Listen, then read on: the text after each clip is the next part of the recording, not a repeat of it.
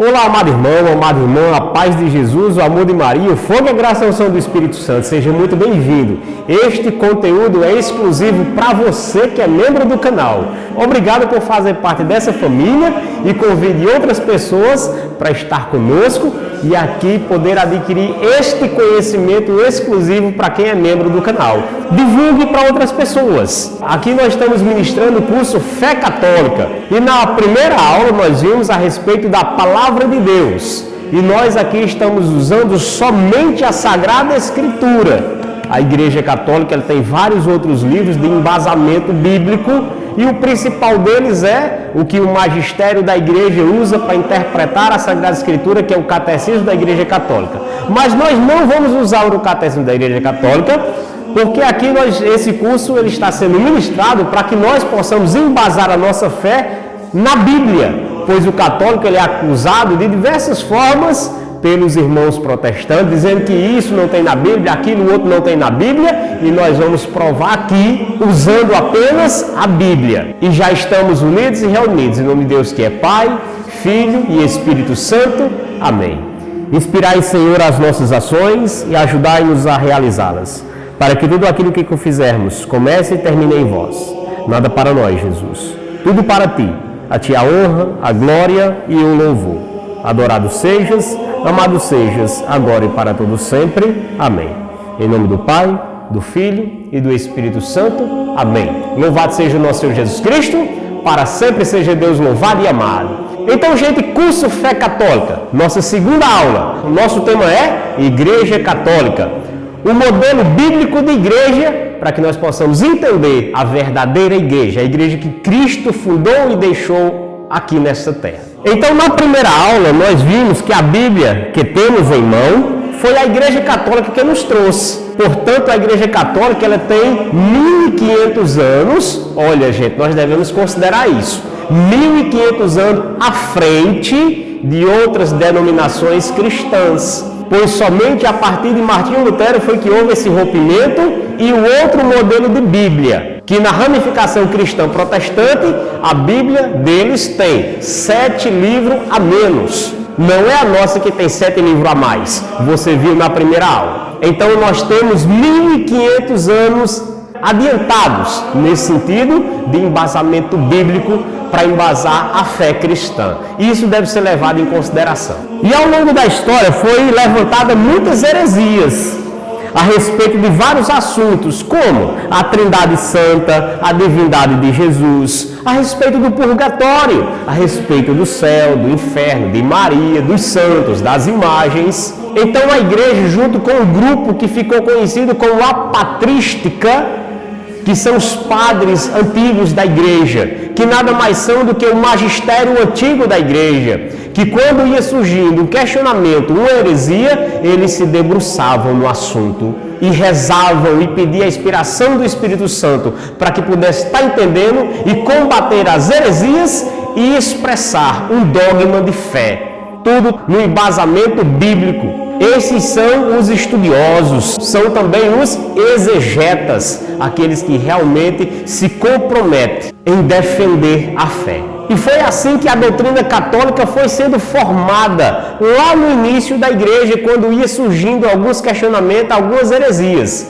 E a igreja ia combatendo. Tem um santo conhecido da igreja católica chamado Dom Scott. E tem alguns vídeos que foi produzido, claro, não dele simplesmente, mas de debates que foi acontecendo e ele sempre trazia com a sua capacidade intelectual e também por inspiração divina para defender a doutrina católica cristã, segundo algumas heresias que ia se levantando ao longo do tempo. Então, Dom Scott foi um grande defensor da fé católica. Então, Martinho Lutero, que era um padre agostiniano, que contestou muitos ensinamentos da igreja da época, com as suas 95 teses, que fixou na porta da igreja de Wittenberg, na Alemanha.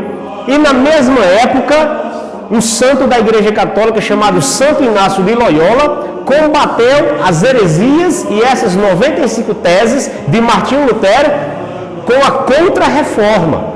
Novamente, muitas heresias protestantes, de seitas, ateísmo, relativismo religioso. A igreja com sua doutrina toma muito cuidado para responder todo aquele que pede a razão de sua fé.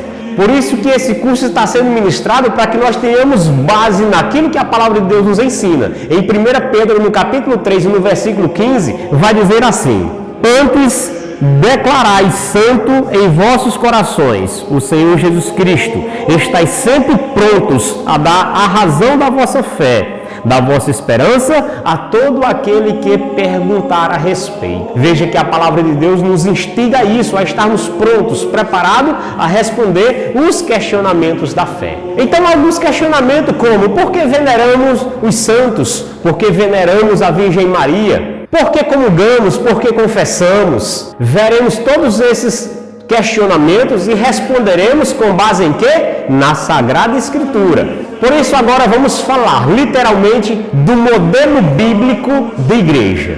E nós vamos perceber que o modelo bíblico de igreja é aquele que tem o sacerdote, que tem o Papa, que tem a Eucaristia, que tem os sacramentos e etc. Vamos começar aqui com um pequeno fato, com um pequeno testemunho, mas que tem uma relevância muito grande para a nossa fé. Lá pelo século XIII, em mais ou menos no ano de 1214, a Basílica de São Pedro foi erguida. E no ano de 1961, perceberam que estava ali afundando o altar principal da Basílica de São Pedro, lá no Vaticano, na época Roma. E o Vaticano, todo ele é tombado como patrimônio da humanidade. Tudo aquilo que tem no entorno do Vaticano não é da igreja, por assim dizer. A igreja simplesmente administra pelo fato de ser a sede da Igreja Católica. Mas toda aquela estrutura é patrimônio tombado da humanidade. Ninguém pode mexer ali, ninguém pode vender nada do que tem ali. Então aqui já cai por terra aquela acusação de dizer que a igreja é rica, que tem suas riquezas e tudo mais. Não. Tudo aquilo que nós vemos através de jornais, de vídeos, enfim, de fotos, tudo aquilo é patrimônio tombado, é patrimônio público, é meu e é seu, é da humanidade. E é interessante você entender isso, porque um Papa, quando ele morre, ele não deixa herdeiro. Um padre, quando ele morre, não tem herdeiro. Um bispo, da mesma forma. Na Igreja Católica não existe herdeiro. Quando um padre morre, ou um bispo, ou mesmo Papa, eles não são acumuladores de bens. Não tem bens para deixar para ninguém. Tudo é da igreja. E isso não podemos dizer das ramificações cristãs protestantes, onde os pastores vão acumulando seus bens e o que junta vai ficando ali para a família e tudo mais, o que é justo. Mas para nós entendermos que o padre, o bispo, o papa não tem herdeiro, para depois ficar brigando por aquilo que ele deixou ou não deixou, que aqui no caso não deixou nada para ninguém. Então foi organizada uma comissão de arqueólogos, engenheiros, geólogos, arquitetos para investigar o abatimento do altar. E olha o que é interessante, encontraram então a 4 metros de escavação um túmulo rodeado de vários outros túmulos. Um verdadeiro cemitério que datava os primeiros cristãos. E foram limpando ali os arqueólogos. Encontraram um túmulo especial, onde outros túmulos ficavam virados para ele e este sepulcro. Encontraram a seguinte inscrição em latim: Pedro está aqui. Os especialistas ficaram intrigados, pensaram: se trouxermos este túmulo para cima, notaram que este túmulo ficava exatamente embaixo do altar principal da basílica, onde o altar foi construído com uma única pedra, sem divisão. E no teto da basílica está escrito: Tu és Pedro, e sobre esta pedra edificarei a minha igreja. Nós católicos estamos numa igreja que não foi inventada por homens, mas pelo próprio Cristo Jesus. Veja que fato interessante, gente. A Basílica de São Pedro, lá no Vaticano, na antiga Roma, quando foi erguido, ali, passado vários tempos, encontraram aquele altar cedendo, começaram as escavações e encontraram vários túmulos. E tinha um túmulo que era especial, que ele se destacava, e outros túmulos ao redor dele. E neste túmulo que se destacava estava quem? O túmulo de Pedro, dizendo: Pedro está aqui. Quando Jesus diz para Pedro no Evangelho de São Mateus, capítulo 16, versículo 16: Tu és pedra, e sobre esta pedra edificarei a minha igreja.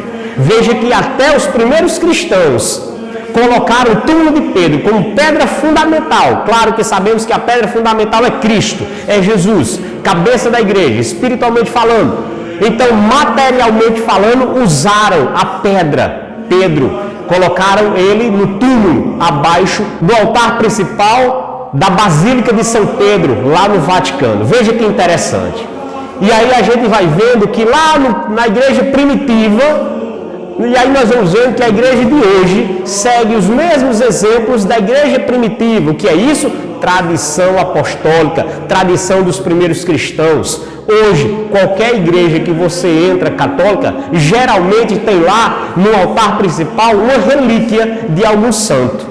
Então esse costume, essa tradição que foi mantida e trazida pelos primeiros cristãos. Aqui no Juazeiro do Norte, por exemplo, lá na Igreja do Socorro está o túmulo do Padre Cícero, no altar principal. E você pode perceber que em outras tantas igrejas católicas, se você ver, tem uma pedra que se destaca, onde ali tem uma relíquia de algum santo e o nome daquele santo que foi colocado ali naquele altar principal. Então nós vamos ver que outras igrejas, fundadas por homens, sem história divina, sem tradição, diferente da igreja católica. E eu convido você a abrir a sua Bíblia. Em Mateus capítulo 16, versículo de 3 e seguintes, diz assim: Jesus foi à região da Cesareia de Filipe e ali perguntou aos discípulos: quem é que as pessoas dizem ser o Filho do Homem?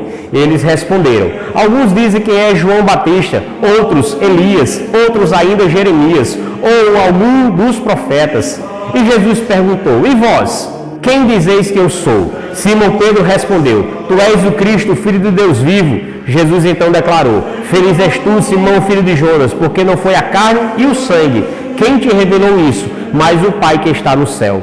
Por isso eu te digo, tu és Pedro, e sobre esta pedra constituirei a minha igreja, e as forças do inferno não prevalecerão contra ela. Eu te darei as chaves do reino dos céus. Tudo que ligares na terra será ligado nos céus, e tudo que desligares na terra será também desligado no céu. Palavra da nossa salvação, glória a vós, Senhor. Gente, esta palavra ela é de fundamental importância. Eu queria entender como é que um irmão protestante interpreta uma palavra como essa, porque ela é muito clara, ela é ipsis literi, ela deve ser entendida realmente ao pé da letra, do jeito que Jesus falou. Eles iam caminhando para Cesareia, a região onde Filipe morava. No caminho, os apóstolos estavam com Jesus. Jesus faz a pergunta a eles: o que no dizer do povo, quem eu sou? Quem foi que respondeu essa pergunta para Jesus?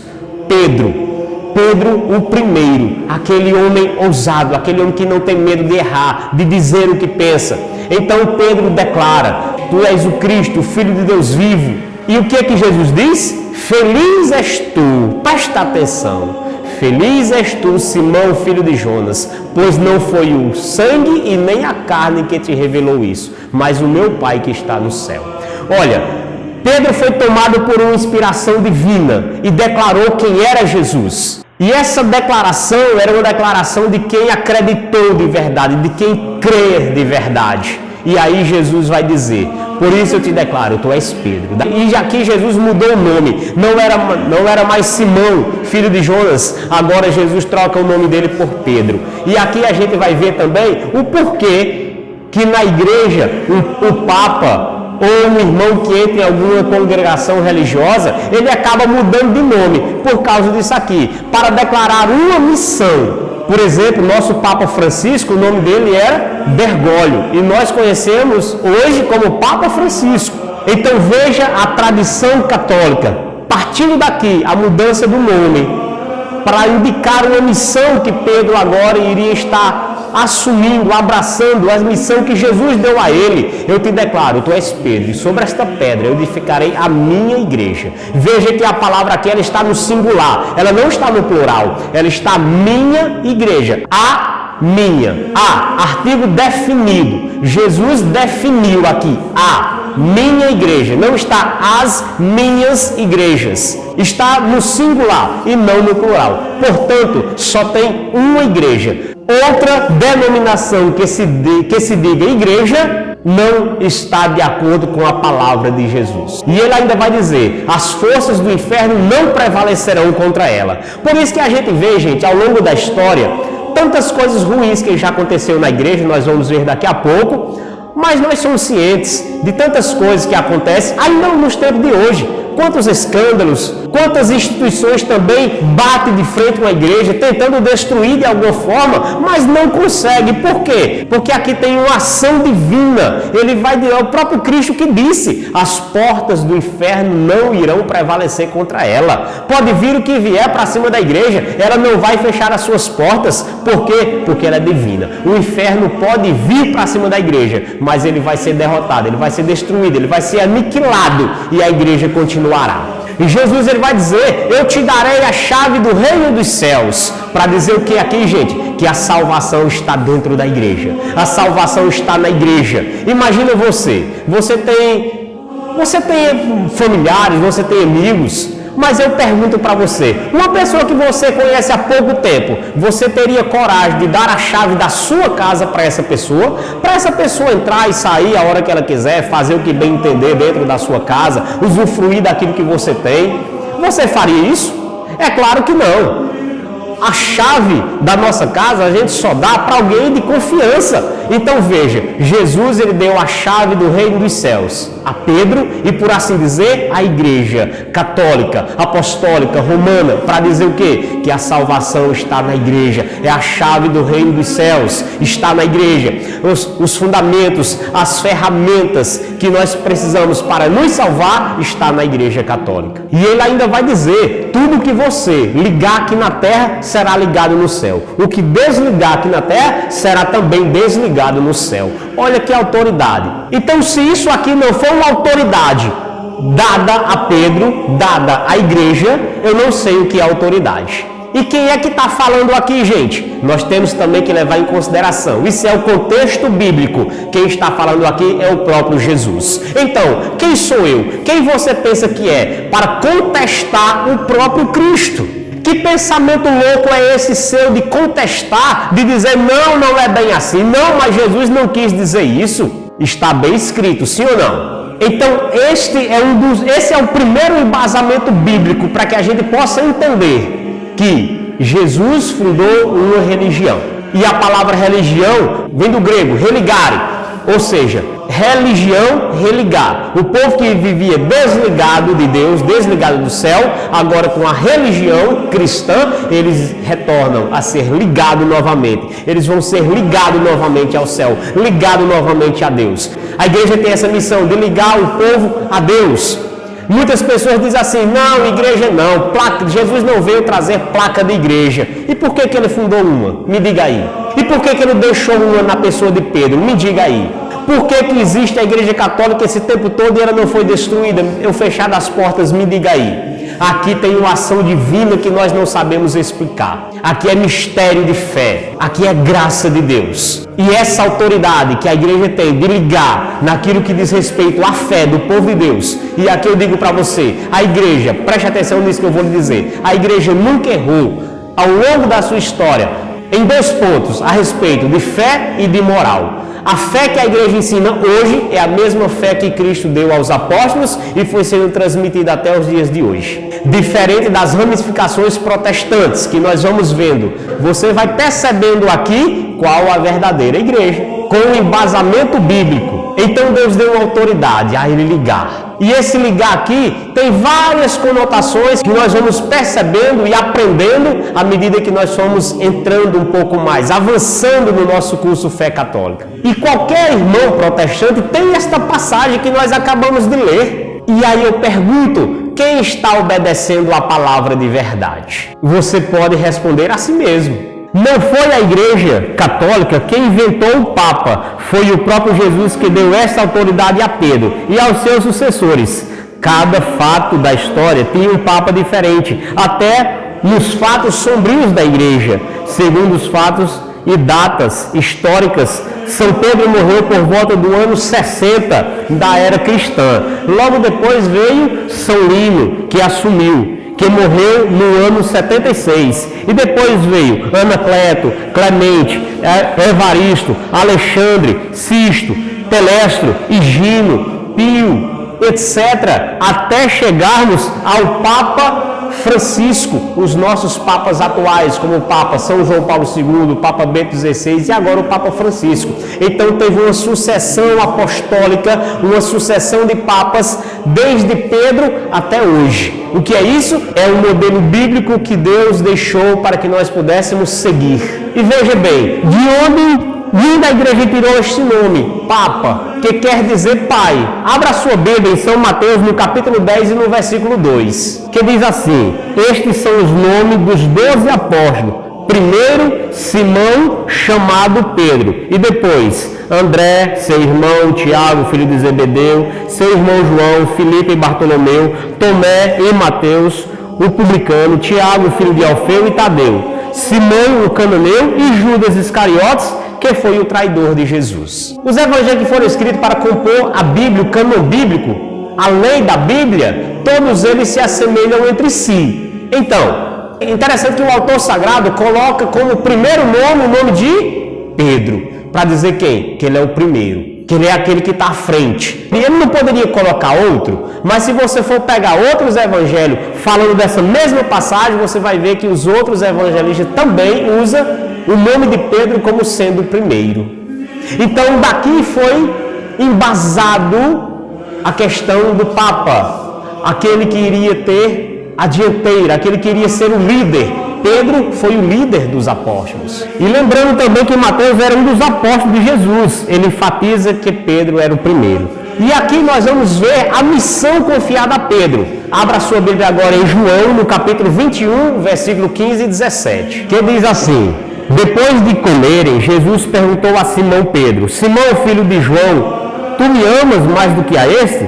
Pedro respondeu: sim, Senhor, tu sabes que te amo. Jesus lhe disse: cuida dos meus cordeiros, apacenta os meus cordeiros. E disse-lhe pela segunda vez: Simão, filho de João, tu me amas? Pedro respondeu: sim, Senhor, tu sabes que eu te amo. Jesus disse: sê pastor das minhas ovelhas. Pela terceira vez perguntou a Pedro: Simão, filho de João, tu me amas?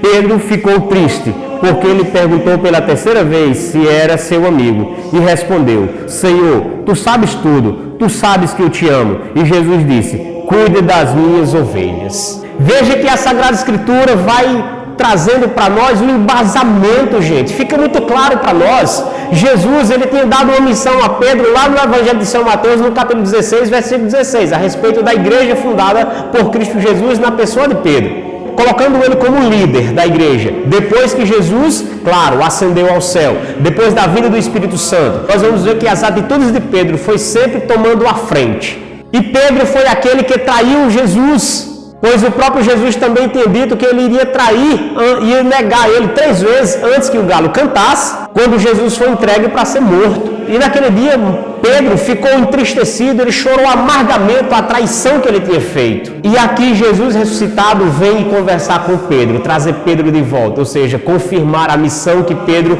já não se sentia mais digno de assumi-la, de tocar à frente daquela missão. E Jesus ressuscitado chega para Pedro, ele tinha negado 3 vezes, e aqui ele pergunta 3 vezes, para quê? Para perdoar Pedro, para dizer: Pedro, você me negou, mas agora você realmente vai tomar a dianteira. A missão que eu lhe dei lá atrás é para você assumir agora. Por isso que Jesus pergunta para Pedro: Pedro, tu me amas? E Pedro vai responder.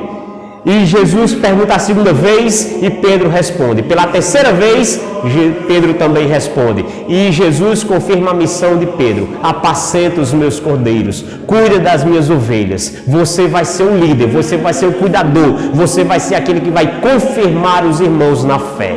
Então aqui fica claro, gente, como questionar a palavra do próprio Cristo. É Jesus quem fala aqui. Você tem que levar em consideração quem está falando aqui. E mais uma vez eu lhe instigo: quem você pensa que é? Quem eu penso que sou para questionar Jesus? Jesus deu uma missão a Pedro. E eu vou dizer que não foi assim? Como assim não foi assim? A palavra é clara, gente, está aqui. Então Jesus, ele deu a Pedro a graça, o poder de governar a igreja primitiva. E é interessante você perceber que o Evangelho de São João, ele foi escrito no original grego e não no hebraico. Segundo a tradição da igreja, foi escrito na ilha de Pátimo, na Grécia. E veja, mais uma contradição aqui dos irmãos protestantes, porque no modelo bíblico de Bíblia, nós vimos lá a respeito da palavra de Deus, no caminho patriótico judaico, eles não aceitaram livros que não fossem escritos ali no entorno da Palestina, que só fosse escrito na língua hebraica. Mas o Evangelho de São João foi escrito na língua grega e fora da Palestina, na Grécia. E mesmo assim, na Bíblia protestante, tem o Evangelho de São João. Veja a contradição, não é? Porque aqui, se fosse dizer que não iria aceitar os livros que não fossem escritos no entorno da Palestina, não era também para ter o Evangelho de São João na Bíblia protestante. E quem foi que botou esse Evangelho lá? A Igreja Católica, você viu na aula passada. Então veja que por 3 vezes Jesus perguntou Simão, filho de Jonas, se ele o amava. A resposta é sim.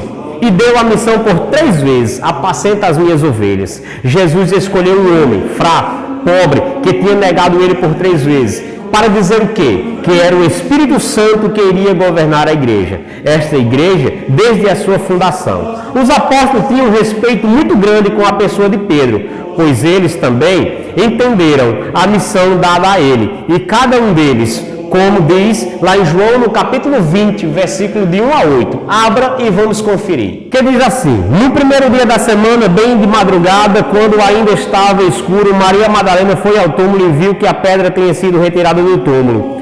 Ela saiu correndo e foi se encontrar com Simão Pedro e com os outros discípulos, aquele que Jesus mais amava. Disse-lhes: tiraram o Senhor do túmulo e não sabemos onde colocaram. Pedro e o outro discípulo saíram e foram ao túmulo. Os dois corriam juntos, e o outro discípulo correu mais depressa, chegando primeiro ao túmulo. Inclinando-se, viu as faixas de linho no chão, mas não entrou. Simão Pedro, que vinha seguindo, chegou também e entrou no túmulo. Ele observou as faixas de linho no chão e o pano que tinha coberto a cabeça de Jesus. Esse pano não estava com as faixas, mas enrolado num lugar à parte. O outro discípulo, que tinha chegado primeiro ao túmulo, entrou também, viu e creu. Gente, preste atenção na palavra de Deus, nas entrelinhas, nos detalhes. É assim que nós vamos percebendo o contexto e entendendo o modelo bíblico de igreja e o porquê do Papa, o porquê que Pedro foi escolhido. E os irmãos entenderam, os apóstolos entenderam. Veja que aqui foi no dia de domingo, quando Jesus tinha ressuscitado. Maria Madalena tinha visto Jesus, correu e foi se encontrar com Pedro e com os irmãos. A palavra é clara quando ela vai dizer Pedro. Ele não podia ter dito outro apóstolo, não estavam todos lá, mas é interessante que nós vamos perceber que os evangelistas usam esse nome por primeiro. E quando eles escutam, sai correndo Pedro e provavelmente João. Pois esta passagem é descrita somente no Evangelho de São João. E diz que eles iam correndo ali juntos. Só que o outro discípulo era mais novo do que Pedro. Então ele correu mais rápido e chegou primeiro no túmulo. Só que ele não entrou. Olha os detalhes, olha as entrelinhas. Por que esse discípulo não entrou? Porque ele entendeu a missão. Pedro deveria ser o primeiro a entrar. Pedro era o líder, ele era o discípulo. E aí, quando Pedro chega, ele meio que sai da frente, Pedro entra e vê, testemunha o fato. Depois é que o outro discípulo entra e crê também. Então veja que havia um respeito dos apóstolos na pessoa de Pedro, que eles entenderam a missão que o próprio Jesus deu a ele. E isso nós temos que levar em consideração para entendermos o papel do Papa, o líder maior da Igreja Católica, que é conduzido pelo Espírito Santo. A igreja é uma instituição formada por homens, mas ela é conduzida pelo Espírito Santo. Veja que Pedro, ele era um homem fraco, traiu Jesus, mas também era um homem ousado, um homem aguerrido, um homem que não temia as coisas e as situações. E nós vamos vendo um pouco mais. Lá em Atos dos Apóstolos também, no capítulo 2, no versículo 1 seguintes, vai falar do dia de Pentecostes. E quando o Espírito Santo desceu sobre os apóstolos, vai narrar que naquele momento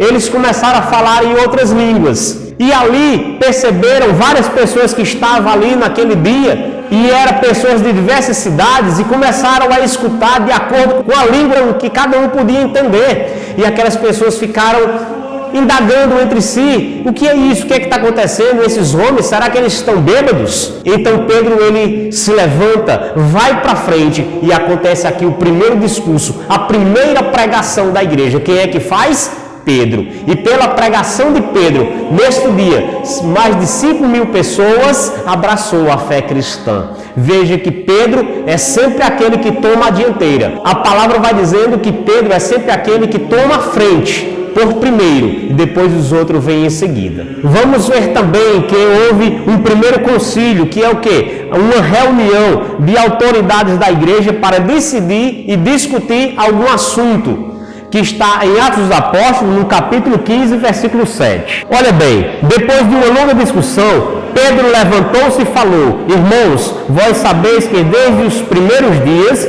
Deus me escolheu dentre vós. Presta atenção, gente, para que os pagãos ouvissem da minha boca a palavra da boa nova e abraçasse a fé. Jesus já tinha morrido, já tinha ascendido ao céu, o Espírito Santo já estava sobre eles, e Pedro já tinha entendido a sua missão e estava exercendo-a. Então aqui houve uma discussão a respeito da circuncisão e da incircuncisão, dos pagãos que estavam abraçando a fé. O que deveria se fazer? Então, depois de uma longa conversa, depois de uma longa discussão com os líderes da igreja da época, Pedro, depois de escutar tudo, ele toma a dianteira e diz: irmãos, vocês sabem, vocês são testemunha que Deus me escolheu para estar à frente. Papa, primeiro, aquele que tomou a dianteira, aquele que foi o líder da igreja. E foi o próprio Deus que escolheu Pedro para fazer isso. Porque Jesus, você sabe, é Deus. E foi Jesus quem escolheu. Foi através de Pedro que os primeiros cristãos e também os primeiros pagãos escutaram a palavra. Nós temos o ensinamento de que Paulo foi o pregador dos gentios, dos pagãos. Mas tudo começou com Pedro. Paulo evangelizou basicamente um continente. Pedro ficou em torno de Jerusalém, mas naquele entorno de Jerusalém havia muitos pagãos. Quem eram os pagãos? Aquelas pessoas que não faziam parte do povo judeu, do povo judaico, do povo hebreu, do povo de Israel. E Pedro foi o primeiro que anunciou a eles, e eles abraçaram a fé. Através de quem? Da pregação de Pedro, da boca de Pedro, que Deus escolheu ele para fazer isso.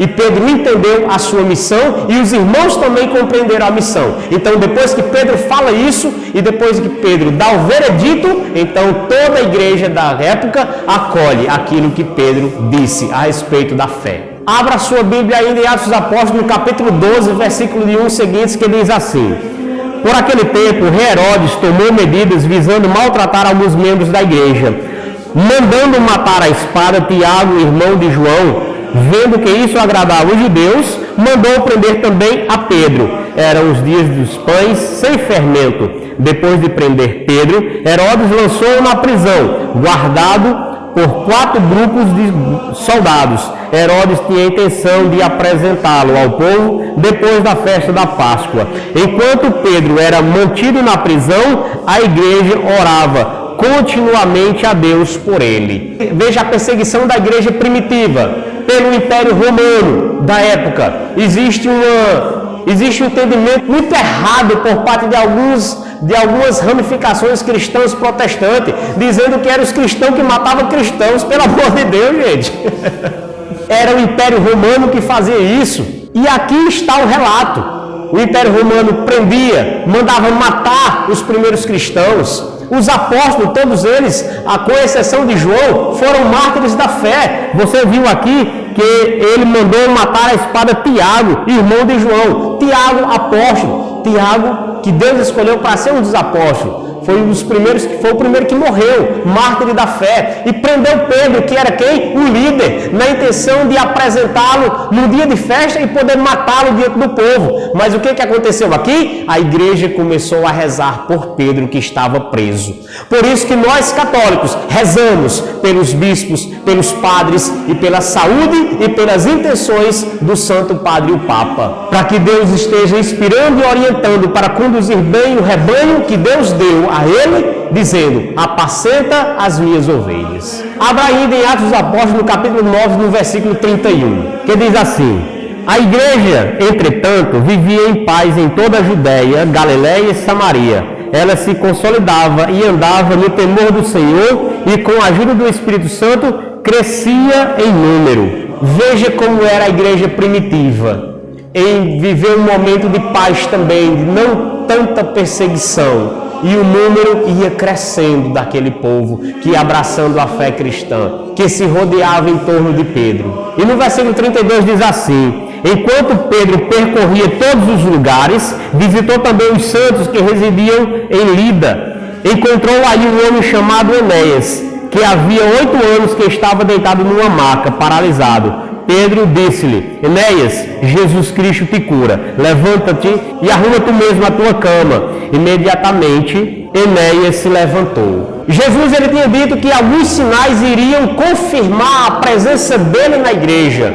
Veja que Pedro foi um dos que esses sinais acompanhou, assim como também nos dias de hoje. Há muitos relatos de milagres, de pessoas que são usadas por Deus. Quem é que realiza o milagre? É aquela pessoa? Não, é Deus, através daquela pessoa. Então Pedro, que percorria as cidades, Pedro ia evangelizando e também os sinais que acompanhavam Pedro e também outros apóstolos, assim também como nos dias de hoje. Os milagres aconteciam. Com isso nós vemos a autoridade da igreja dada por Jesus a Pedro. E é claro que tudo isso que nós estamos falando aqui, lá atrás, quando Pedro ainda era vivo, não agradou ao demônio. Assim como hoje a igreja católica ela é um empecilho para as ações diabólicas. Abra a sua Bíblia no Evangelho de São Lucas, no capítulo 22, versículo 31 e 32, que diz assim: Simão, Simão, Satanás pediu permissão para peneirar-vos, como se faz com trigo. Eu, porém, orei por ti, para que tua fé não desfaleça,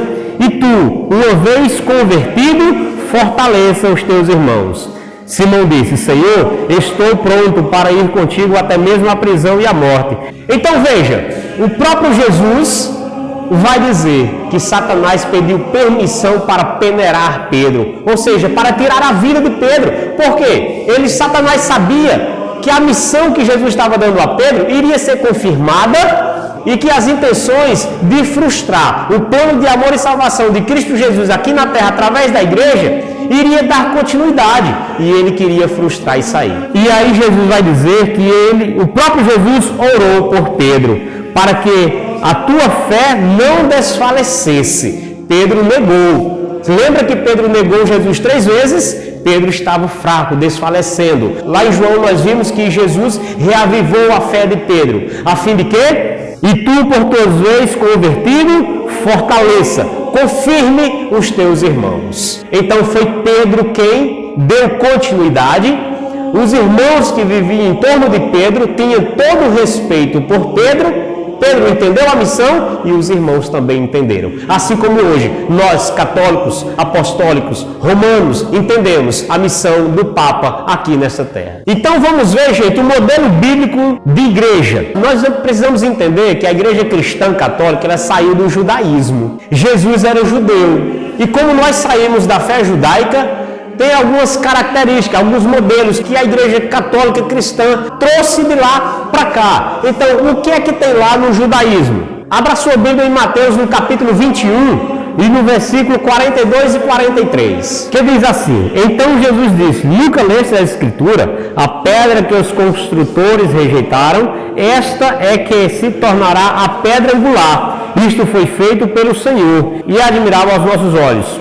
Por isso vos digo, o reino de Deus vos será tirado e entregue a um povo que produza frutos. Quem está falando aqui, gente? Jesus está falando para os judeus. Pois Jesus tinha vindo para trazer a salvação para o povo escolhido. Era para o mundo inteiro conhecer o plano de amor e salvação do Pai na pessoa de Cristo Jesus através do povo judeu. Mas infelizmente a maioria deles, os líderes religiosos da época da lei judaica, não acreditaram em Cristo Jesus.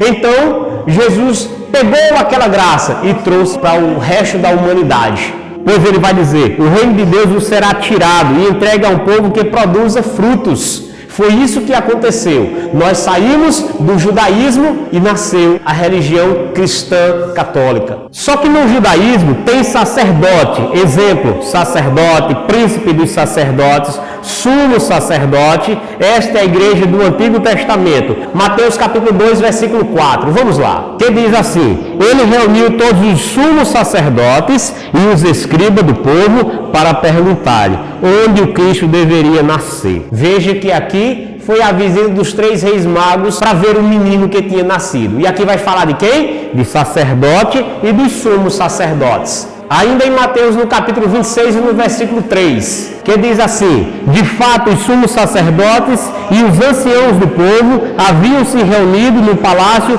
do sumo sacerdote Caifás. Então veja o modelo bíblico da fé do povo judaico: sacerdote, sumo sacerdote, príncipe dos sacerdotes, para que nós possamos embasar a nossa fé cristã católica. E agora vamos ver a igreja do Novo Testamento, a igreja de Cristo, a igreja cristã. Abra a Bíblia em Lucas, no capítulo 22 e no versículo do 15 a 20. Ardentemente desejei comer convosco esta ceia pascal antes de padecer, pois eu vos digo que não mais a comerei até que ela se realize no reino dos céus. Então pegou o cálice, deu graça e disse: recebei este cálice e fazei passar entre vós, pois eu vos digo que de agora em diante não mais beberei do fruto da videira até que venha o reino dos céus. A seguir tomou o pão, deu graças, partiu e lhes deu, dizendo: isto é o meu corpo, que é dado por vós. Fazei isto em memória de mim. Depois da ceia, fez o mesmo com o cálice, dizendo: este é o cálice da nova aliança do meu sangue, que é derramado por vós. Veja que aqui existem os subsídios, o embasamento do sacerdote católico. Jesus está aqui na última ceia. Na última ceia ele instituiu o sacerdote, ele instituiu a Eucaristia. Jesus aqui ele vai falar de uma aliança, que a partir de agora, o povo do Antigo Testamento vivia agarrados nas promessas das antigas alianças, pois Deus tinha feito muitas alianças no decorrer da história do povo de Deus. E agora ele institui uma nova e eterna aliança. Não há mais aliança formada através de Deus para os homens, a não ser essa de que Cristo Jesus fez aqui. Esta é a nova e eterna aliança. Esta é a nova aliança. Não tem mais outra aliança. Portanto, nós cristãos católicos fazemos parte da nova aliança, não da antiga aliança, como muitos irmãos protestantes são apegados às antigas alianças ainda. E aqui os irmãos protestantes não entendem que Jesus ele formou uma nova aliança, um novo modelo de igreja, um novo modelo de sacrifício, onde ele também instituiu dando a comer e a beber do seu corpo e do seu sangue, e deu uma ordem para os apóstolos que estavam ali. Ele disse: fazei isso em memória de mim. E quando o padre católico celebra a missa, naquele momento ele repete essas mesmas palavras e acontece ali o milagre da transubstanciação no pão e no vinho. Depois das palavras ditas pelo padre, não é mais pão, é carne, não é mais vinho, é sangue. E só quem pode fazer isso é quem? É o sacerdote católico. Por quê? É o padre católico. Por quê? Porque Jesus deu essa autoridade somente a eles. Neste momento aqui, gente, da última ceia, estava restrito, tinha um grupo restrito. Não tinha aqui a multidão, não estavam os discípulos de Jesus. Estava apenas aqueles 12 escolhidos. E esses 12, o próprio Jesus deu a autoridade a eles, não a outros. Portanto, só o padre tem condição, por autoridade dada a ele, pelo próprio Jesus e pela Santa Mãe Igreja, de realizar tal sacrifício, tal ação no meio do povo, tal milagre no meio do povo. Só o sacerdote católico faz isso. E como assim, Rony? Na igreja protestante não tem a ceia também?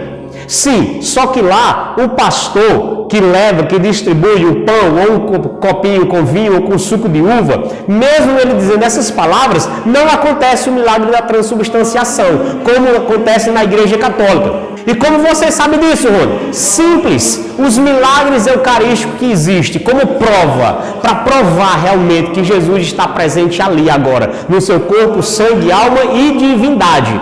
Procure aí no Google aí, faça uma pesquisa, milagre eucarístico na igreja protestante. Você não vai encontrar nenhum. Agora faça aí a pesquisa, milagre eucarístico. Bota só isso.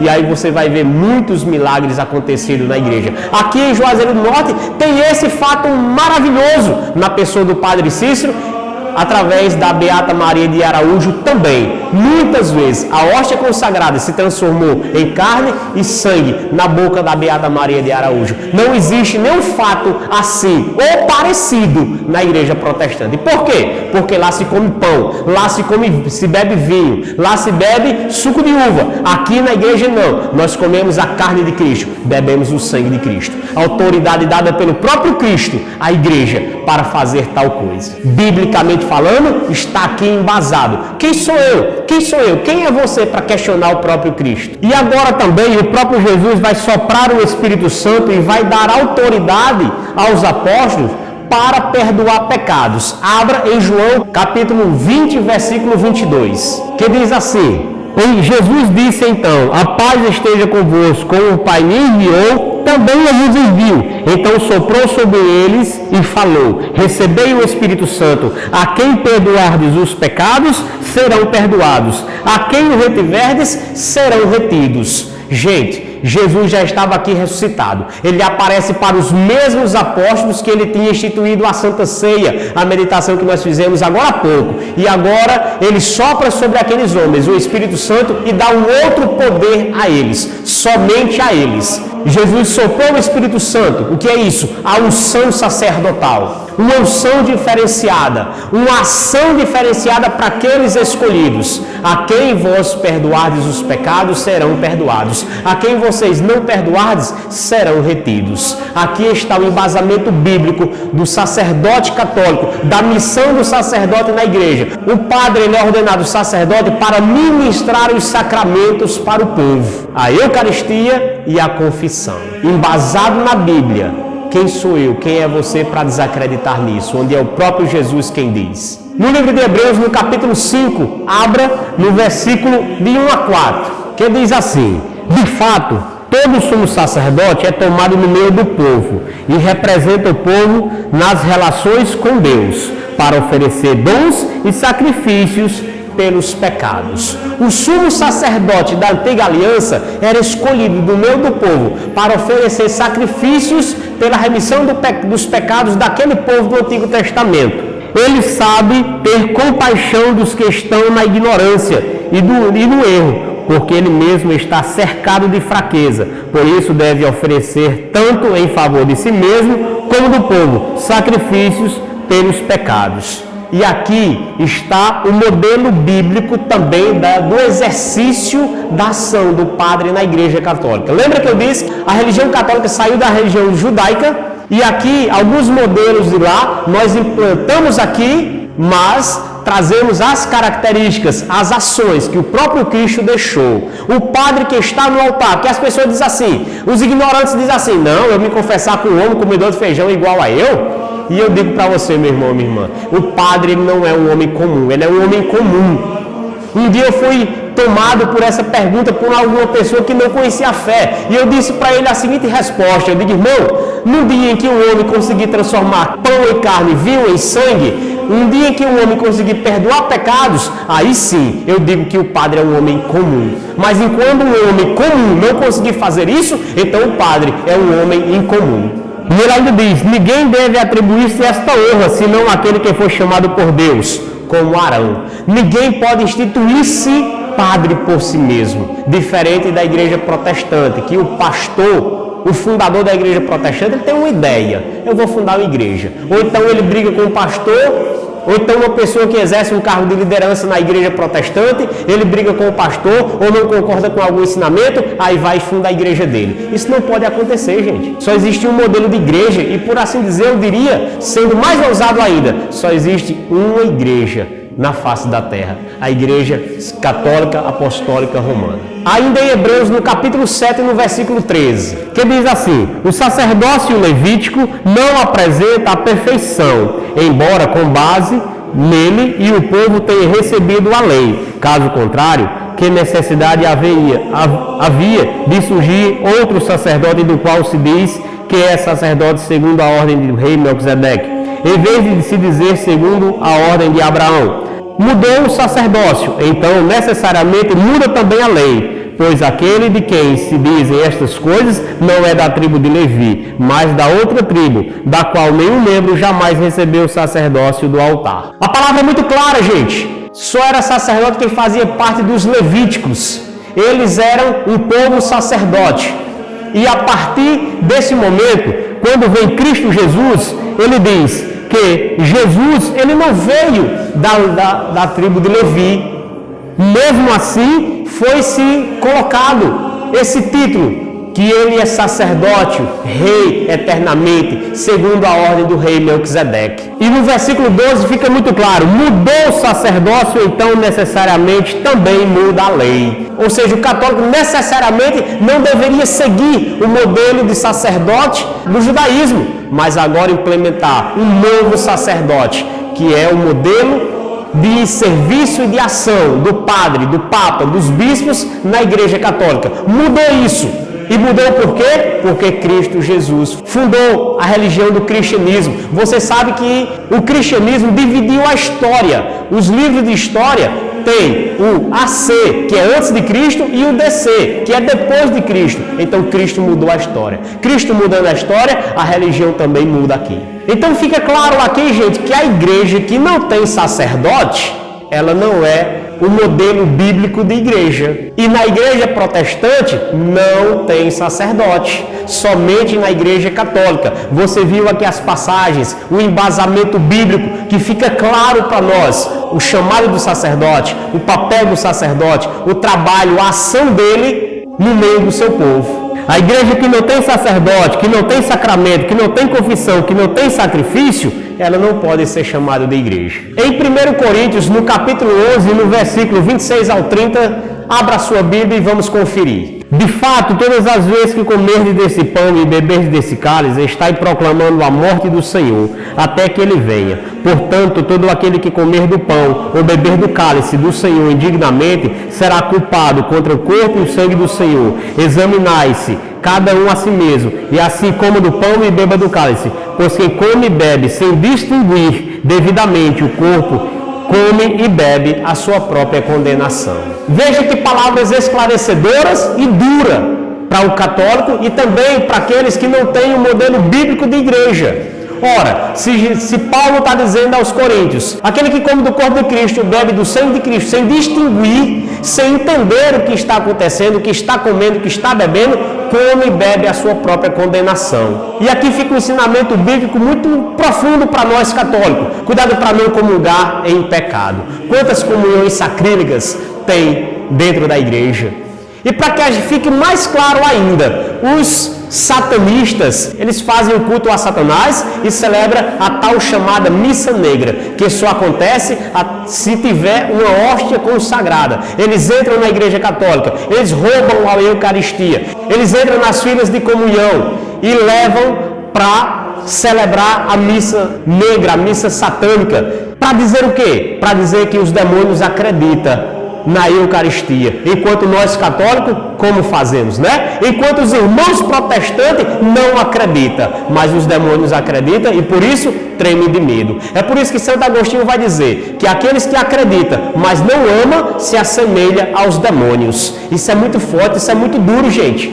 Então preste atenção naquilo que você está aprendendo aqui e perceber qual o modelo bíblico de igreja. Veja que no século XVI, alguns cardeais que estavam administrando uma parte da igreja, onde se precisava de dinheiro para a construção, foi aí que começou a vender indulgências, ou seja, o perdão dos pecados. E alguns faziam isso em benefício próprio, o que foi errado na época. Então, um padre agostiniano chamado Martinho Lutero, que se revoltou e disse: não, isso está errado, e escreveu 95 teses do protestantismo em Wittenberg, na Alemanha, dizendo que não ficava na igreja católica. Em parte, Martinho Lutero estava certo. O problema é que ele desprezou as verdades também, coisas que os primeiros cristãos viviam, como o sacerdote, a Eucaristia, a confissão, o celibato, a veneração dos santos. Mas Martinho Lutero, ele não desprezou a devoção a Nossa Senhora.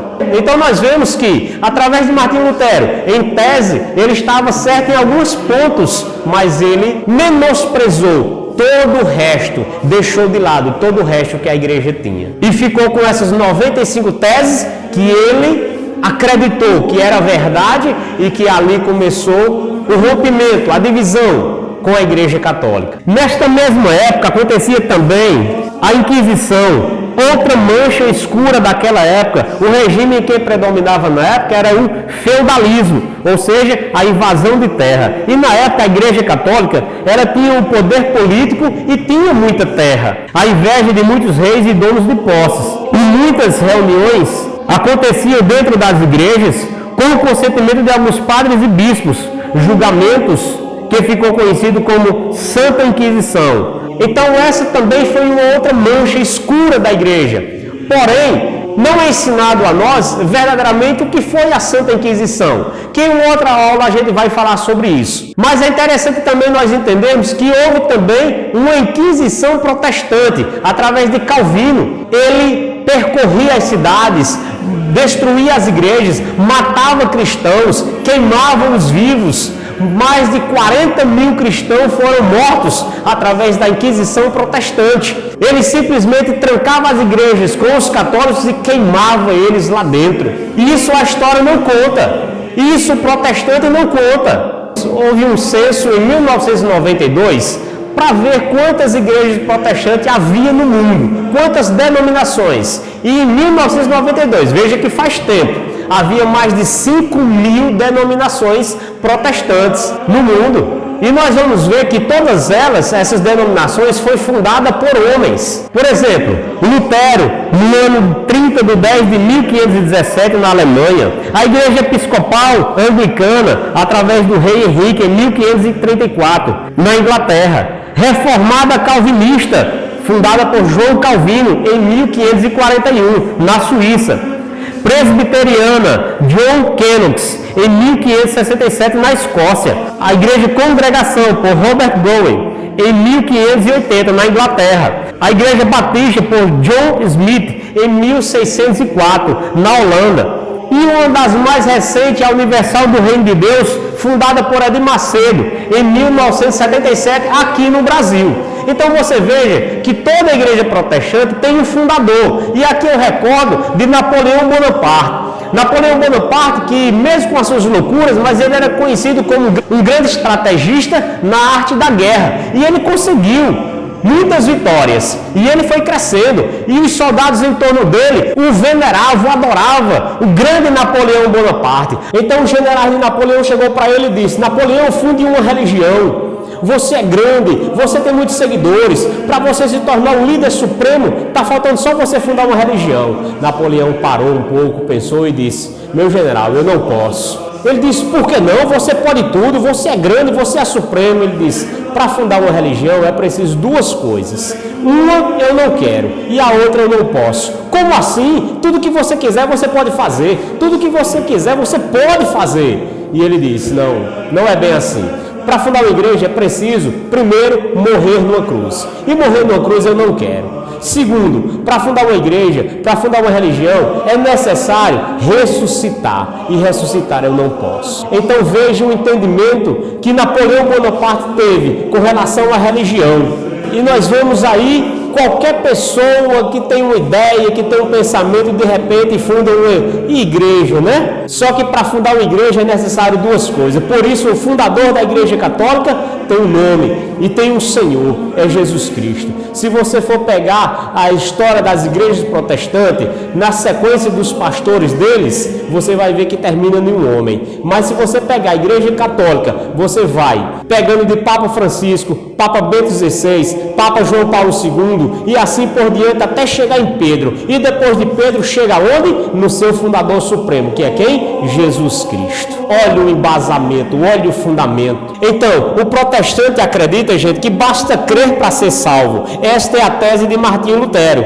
Mas a fé sem obra, ela é morta, como está escrito em Tiago, no capítulo 2, no versículo de 14 ao 26. O protestante lê a Bíblia como a única fonte de fé, sujeito ao livre arbítrio, ou seja, o exame da interpretação conforme a pessoa quiser. E não é bem assim. Abra a Bíblia em 2 Pedro, no capítulo 1 e no versículo 20, que diz assim: pois deveis saber antes de tudo, que nenhuma profecia da Escritura é objeto de explicação pessoal, de interpretação pessoal, visto que jamais uma profecia foi proferida por vontade humana. Ao contrário, foi sob o impulso do Espírito Santo que pessoas humanas falaram da parte de Deus. Pedro, o primeiro papa da igreja, ele vai ensinar a igreja primitiva, deixou por escrito aqui que a palavra de Deus, ela não é de interpretação humana. Por isso que a igreja católica ela tem um magistério para interpretar a doutrina, a fé, para transmitir para o povo. É preciso que a igreja católica ela permanece fiel aos ensinamentos da Bíblia desde o início de Jesus Cristo, transmitida pelos apóstolos até o dia de hoje. Diferente da igreja protestante, um não concorda com o assunto, aí sai, funda a sua igreja, aquele outro afunda outra igreja, aquele outro briga com o outro, aí funda a outra igreja, e assim por diante. Aqui não. Quando um padre sai da igreja católica, ele não pode fundar uma igreja, ele simplesmente sai e acabou, se tornou um infiel da fé. Por isso que a igreja ela tem uma coisa chamada hermenêutica, que ao ler a Sagrada Escritura, ela precisa levar em conta o texto que é lido e o contexto, que é o tempo em que foi escrito, para quem foi falado aquelas palavras, quem foi que falou. Então tudo isso deve ser levado em consideração. Por isso que aqui você viu alguns momentos que eu disse, aqui foi Jesus quem falou, então nós somos capazes de contestar Jesus. Este é o contexto, esta é a hermenêutica católica de lermos a Sagrada Escritura. Não é de interpretação humana, mas de inspiração divina. Por isso que a igreja ainda permanece hoje, nos seus mais de 2000 anos, com a fé inabalável, genuína, verdadeira, transmitida dos apóstolos que recebeu de Cristo Jesus. E ainda, gente, Jesus deu a supremacia da igreja a alguém, e esse alguém tem um nome, Pedro.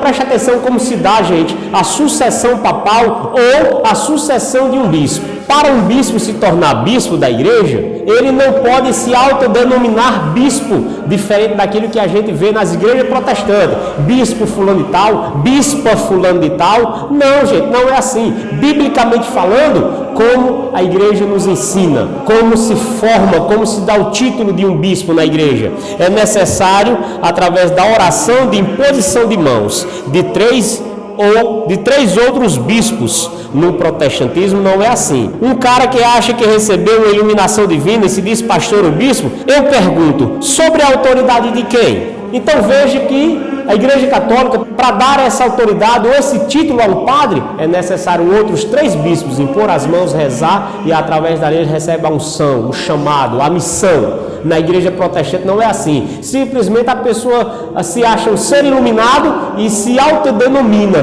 bispo ou pastor, e é por isso que a gente vê muitas coisas erradas no meio do protestantismo também. Não dizendo que não tem no meio católico, também tem. Porém aqui existe um cabeça, Jesus. Existe aqui algo instituído pelo próprio Jesus, dizendo que as portas dos infernos não prevalecerão contra a igreja. Muito se questiona a respeito do celibato do padre, mas o celibato do padre não é dogma de fé. Não, gente, é um chamado que aquele homem tem, e por liberdade ele escolhe viver daquela forma, através da castidade e do exemplo de Cristo Jesus. Veja em Mateus no capítulo 19, versículo 12, que diz assim: de fato existem homens impossibilitados a casar-se, porque nascem assim. Outros foram feitos assim, não por mão humana, outros ainda por causa do reino dos céus se fizeram incapazes do casamento. Quem puder compreender, que compreenda. Veja que a palavra de Deus, aqui é o próprio Jesus também que está falando. Há pessoas que sentem o chamado e vivem assim por causa do reino dos céus, por causa do próprio Cristo. Aqui está o fundamento do celibato, que muitos irmãos protestantes não conseguem entender, não conseguem interpretar, não conseguem chegar ao entendimento que aquele homem escolheu viver assim, para viver somente para o reino dos céus. Abra ainda em Apocalipse capítulo 14, versículo de 4 ao 5, que diz assim: estes são os que não se contaminaram com a prostituição, pois são virgens. Eles seguem o Cordeiro onde quer que vá. foram resgatados do meio da humanidade como primeira oferta a Deus e ao Cordeiro. Na sua boca nunca foi entrada mentira, são íntegros. Então veja que no livro do Apocalipse vai falar desses homens que escolheram viver como Cristo, virgem, que não se prostituíram, que não se... E aqui não é questão de contaminação sexual, até mesmo porque o sexo vivido dentro do casamento é algo santo, mas esses homens decidiram viver de forma virgem.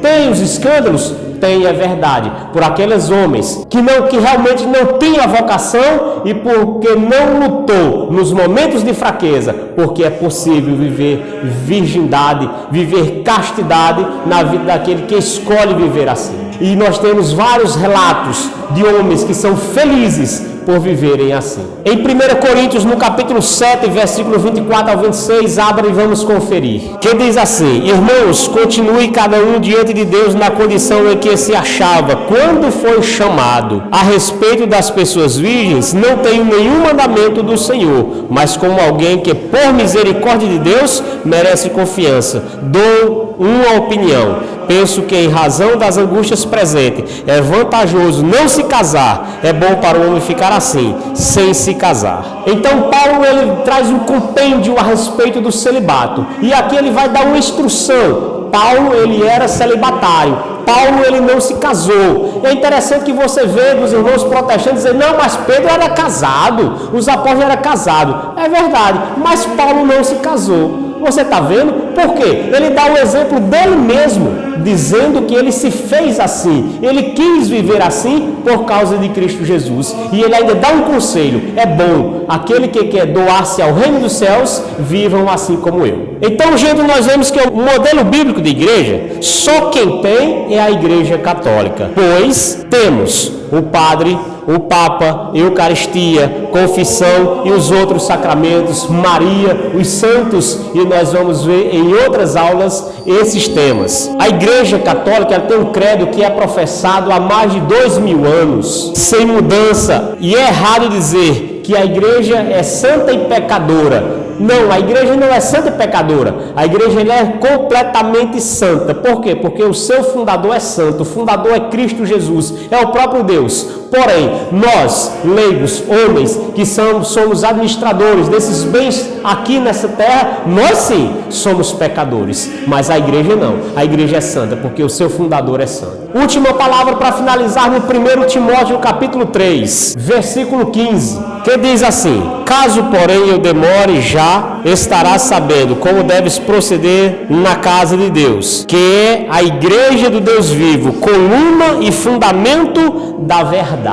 Olha o que São Paulo fala para Timóteo e aqui falando para mim e para você. O que é a igreja? É a coluna, é aquilo que sustenta a fé e a verdade. São Paulo também vai dizer que há uma só fé, há um só batismo, há um só Senhor. Não há várias fé, não há vários batismos, não há vários senhores, há apenas um. Então nós aprendemos nessa aula o modelo bíblico de igreja. Você viu os fundamentos, a base bíblica para se entender qual a igreja verdadeira. Através das passagens bíblicas que foi dada aqui, através dessa conversa que você escutou aqui, você agora está embasado para saber qual realmente é a igreja que Cristo fundou. De verdade, os fundamentos bíblicos trazidos pelo próprio Cristo para nós acreditarmos na igreja una, santa, católica, apostólica, romana. As outras denominações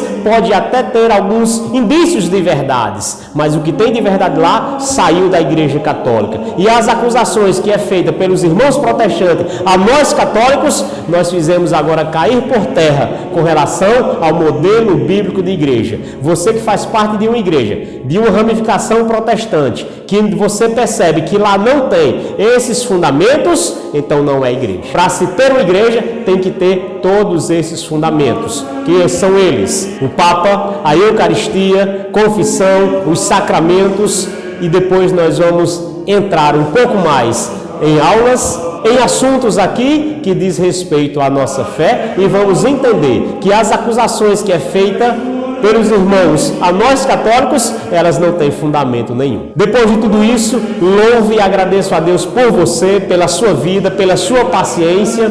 Peço que você convide outros irmãos a se tornar membro do canal para ter acesso a esse conteúdo exclusivo e que cada vez mais nós estejamos prontos para responder àquele que nos perguntar a razão da nossa fé e da nossa esperança. Louvado seja o nosso Senhor Jesus Cristo, para sempre seja Deus louvado e amado. Em nome do Pai, do Filho e do Espírito Santo. Amém.